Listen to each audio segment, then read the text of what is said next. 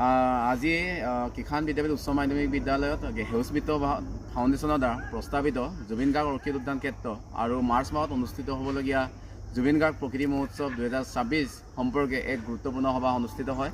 এই সভাখন সভাপতিত্ব কৰে কিষাণ বিদ্যাপীঠ উচ্চ মাধ্যমিক বিদ্যালয়ৰ জ্যেষ্ঠ শিক্ষক অসীম দাসদেৱে আৰু এই সভাত উপস্থিত থাকে কিষাণ বিদ্যাপীঠ উচ্চ মাধ্যমিক বিদ্যালয়ৰ পৰিচালনা সমিতিৰ সভাপতি কুকুৰাম দাসদেৱ, লগতে আমাৰ সেউজ বিত্ত ফাউণ্ডেশ্যনৰ সঞ্চালক গুণকান্ত কোচ ছাৰ, লগতে উপস্থিত থাকে কমলাবৰীয়া গাঁও পঞ্চায়তৰ আঞ্চলিক সদস্য হিলদৰী বাইদেউ, লগতে উপস্থিত থাকে বহুখিনি অঞ্চলৰ গণ্যমান্য ব্যক্তি। এই সভাত 2026 চনত হ'বলগীয়া জুবিন গাৰ্গ প্ৰকৃতি মহোৎসৱ সম্পৰ্কে বহুতকেইটা গুৰুত্বপূৰ্ণ আলোচনা অনুষ্ঠিত হয়। কেনেধৰণে এই অৰ্কিড উদ্যানখন এই প্ৰস্তাৱিত ক্ষেত্ৰত কেনেধৰণে ৰূপায়ণ কৰিব পাৰি এই সম্পৰ্কে কিছুমান গুৰুত্বপূৰ্ণ আলোচনা কৰা হয়।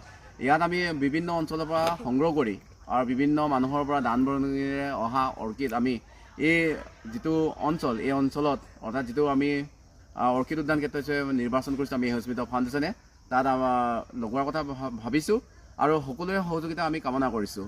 যদিহে সকলোৱে সহযোগিতা কৰে এই অৰ্কিড উদ্যানখন লখিমপুৰ জিলাৰে নহয় গোটেই ৰাজ্যৰ বাবে এটা ডাঙৰ সম্পদ হিচাপে পৰিণত হ'ব আৰু প্ৰকৃতত যদি আমি এটা ভাল অৰ্কিড উদ্যান আমি যদি ৰাইজক উপহাৰ দিব পাৰোঁ তেতিয়াহ'লে এনে এই অঞ্চলত এটা অৰ্থনৈতিক বিপ্লৱো সূচনা হ'ব বুলি আমি আশাবাদী।